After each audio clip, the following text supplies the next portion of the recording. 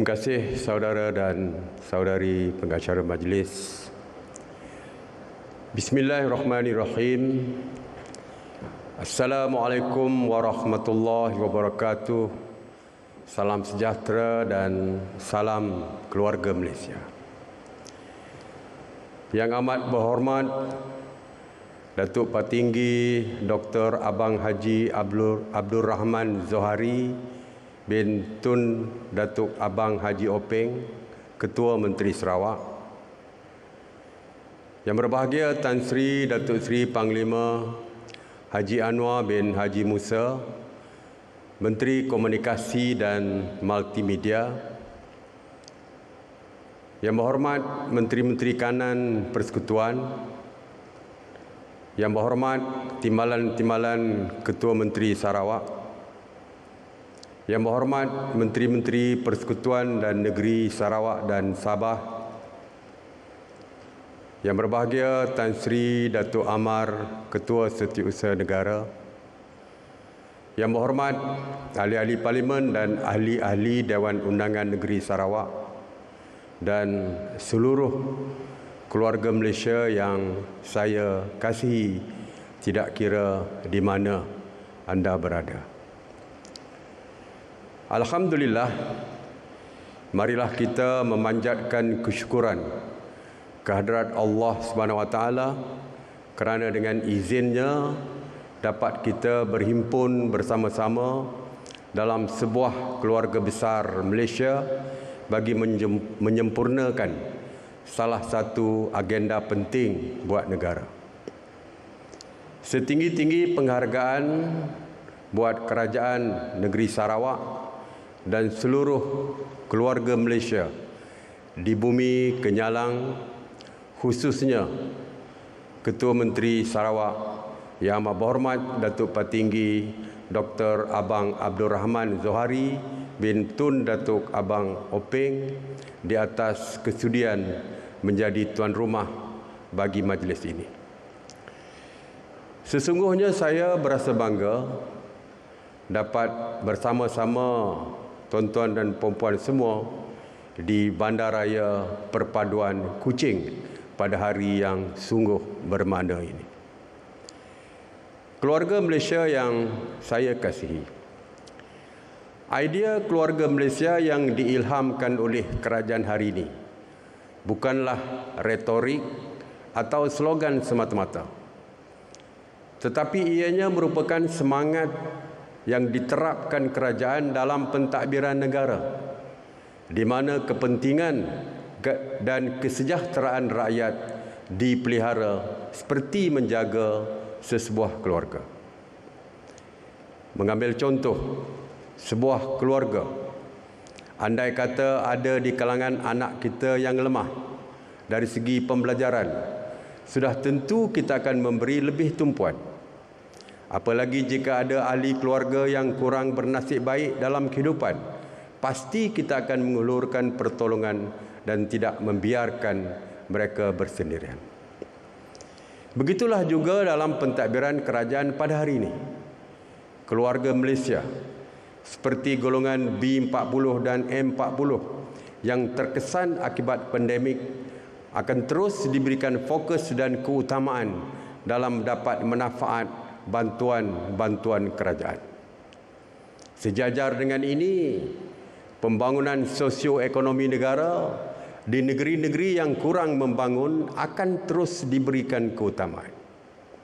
Sarawak merupakan antara negeri selain Sabah, Kelantan, Terengganu, Kedah dan Perlis yang akan diberikan tumpuan khusus bagi merapatkan jurang pembangunan ekonomi antara negeri, wilayah, bandar dan luar bandar agar kemakmuran ekonomi dapat dinikmati secara adil dan saksama.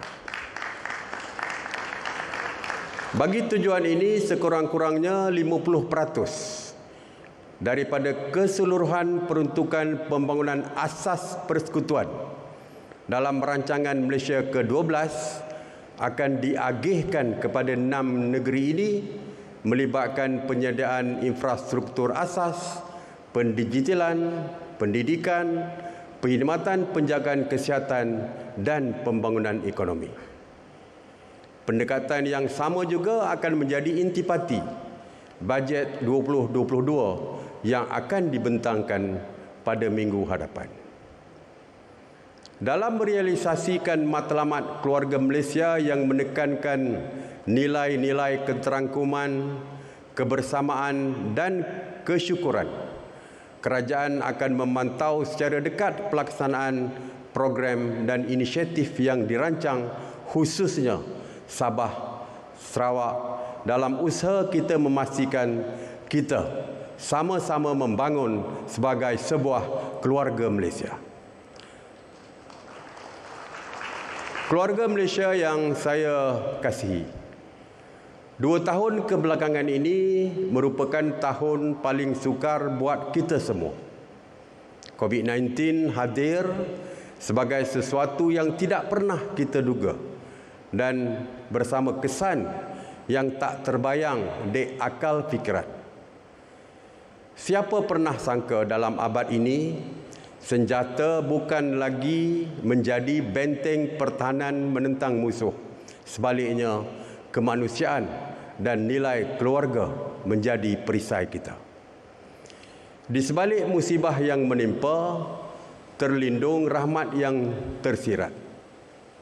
Hampir 2 tahun mendepani pandemik COVID-19, kita dapat melihat kebersamaan petugas barisan hadapan, syarikat-syarikat milik kerajaan dan swasta, pertubuhan bukan kerajaan, NGO, bahkan individu keluarga Malaysia berganding bahu membantu kerajaan memerangi pandemik. Yang asing saling tak kenal, tidak kekok menghulurkan bantuan, yang berbeza tidak melihat warna untuk memberi makan, bahkan yang lawan bersama menyubur semangat kekeluargaan. Di sebalik kepayahan pandemik inilah semangat yang menyatukan keluarga Malaysia umpama batang manau 1000 kali embat pasti tak putus. Lantaran itu, keluarga Malaysia adalah manifestasi paling andal sebagai panduan untuk kita memulihkan negara. Toklah keluarga kita yang hidup aman dan sejahtera. Kita semua tok keluarga Malaysia.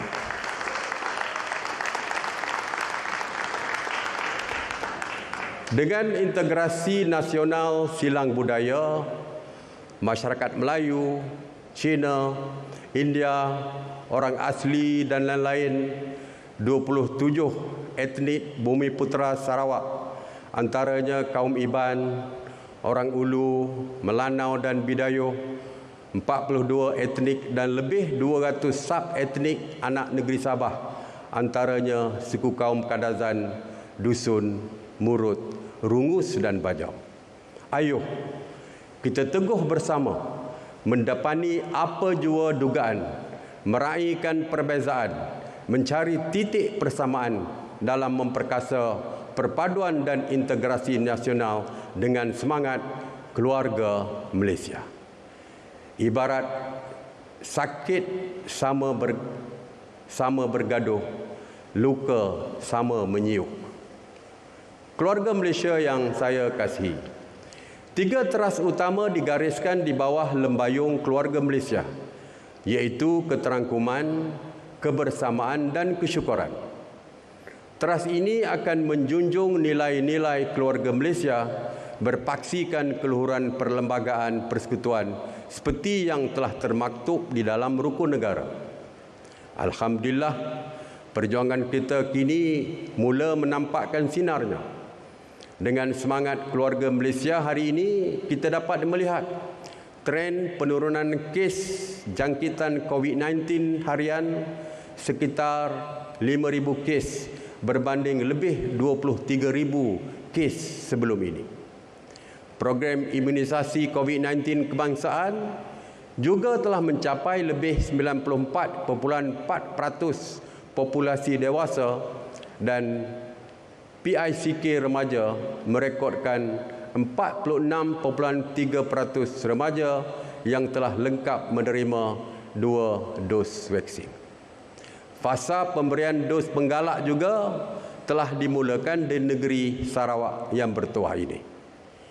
Dengan izin Allah Subhanahu Wa Taala, saya yakin Malaysia berada di landasan yang tepat dalam peralihan ke fasa endemik dalam masa terdekat ini. Keluarga Malaysia yang saya kasihi, pelbagai program dan inisiatif yang telah dan akan dilaksanakan di bawah payung Keluarga Malaysia. Ini termasuklah Rumah Ikram Keluarga Malaysia, Skuad Keluarga Malaysia, Pakej Peranti Keluarga Malaysia, Pakej Penjagaan COVID-19 Keluarga Malaysia, Keluarga Malaysia Siap Siaga Bencana, Yayasan Kebajikan Siswa Keluarga Malaysia dan Residensi Rumah Keluarga Malaysia. Inilah program dan inisiatif Keluarga Malaysia di mana setiap kementerian akan memperkenalkan sekurang-kurangnya satu program dan inisiatif yang bermatlamat membantu mengurangkan kesan ekonomi yang ditanggung rakyat. Saya berharap ia juga turut disokong oleh kerajaan-kerajaan negeri. Kerajaan hari ini yang bekerja dalam semangat sebuah keluarga akan terus konsisten memberi tumpuan kepada program serta inisiatif yang melimpahkan kesejahteraan dan manfaat kepada seluruh keluarga Malaysia. Keluarga Malaysia yang saya kasihi, bagi memantau pelaksanaan konsep Keluarga Malaysia, keberhasilan kebahagiaan atau Key Happiness Outcome (KHO) telah diperkenalkan bagi melengkapi petunjuk prestasi utama atau KPI. KHO dan KPI ini menjadi komitmen dan kesungguhan kerajaan untuk membawa negara keluar daripada kelelahan pandemik.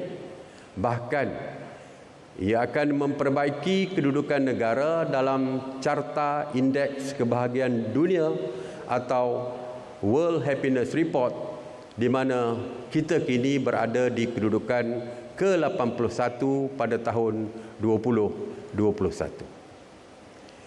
Keluarga Malaysia yang saya kasihi, hari ini dalam usaha kita memeta perjalanan pemulihan melalui pelbagai program dan inisiatif, saya ingin berkongsi kisah untuk kita insafi secara bersama.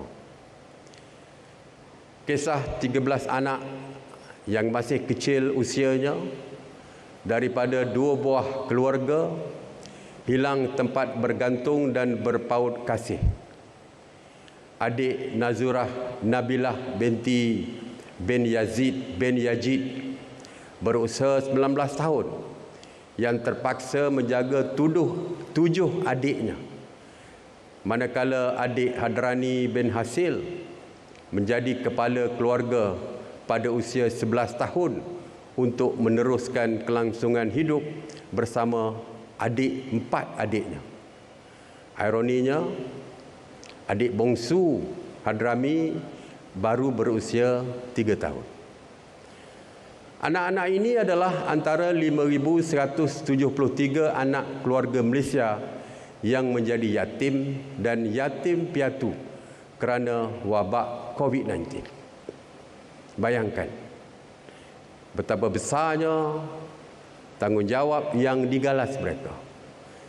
Yang hilang bukan sahaja ibu bapa, bahkan waktu-waktu bahagia membesar sebagai kanak-kanak biasa. Maka dengan rasa rendah diri, saya ingin menyeru seluruh keluarga Malaysia untuk berkongsi kasih sayang dengan anak-anak ini agar mereka dapat menikmati kehidupan mereka seperti rakan-rakan seusia mereka. Dengan ini, saya melancarkan Yayasan Keluarga Malaysia sebagai institusi yang akan membantu anak-anak keluarga Malaysia dalam memperolehi sokongan terutamanya daripada aspek pendidikan sehingga mereka mencapai usia 18 tahun. Yayasan Keluarga Malaysia merupakan manifestasi kasih sayang seluruh keluarga Malaysia yang kita zahirkan bersama untuk anak-anak yang terkesan daripada pandemik ini. Seterusnya, yayasan ini akan melebar sayap perlindungannya kepada anak-anak keluarga Malaysia yang lain yang turut memerlukan sokongan seumpamanya. Inilah maksud keterangkuman, kebersamaan dan kesyukuran dalam keluarga Malaysia. Saya menyeru seluruh keluarga Malaysia bersama-sama membantu generasi ini. Harapan saya, dengan adanya Yayasan Keluarga Malaysia, tidak ada lagi anak keluarga Malaysia yang terpaksa melalui penderitaan bersendirian. Keluarga Malaysia yang saya kasih, justru tinggi harapan saya agar seluruh keluarga Malaysia kekal bersama dengan mengenepikan perbezaan dan meraihkan kebersamaan sebagai sebuah keluarga besar Malaysia. Akhir kata, saya sekali lagi merakamkan ucapan setinggi terima kasih dan tahniah kepada Yang Amat Berhormat Ketua Menteri Sarawak, Kerajaan Negeri Sarawak dan Jawatan Kuasa Majlis atas kejayaan menganjurkan Majlis Pelancaran Keluarga Malaysia di Bandaraya Perpaduan ini. Dengan lafaz Bismillahirrahmanirrahim, saya dengan ini melancarkan keluarga Malaysia. Terima kasih. Assalamualaikum warahmatullahi wabarakatuh.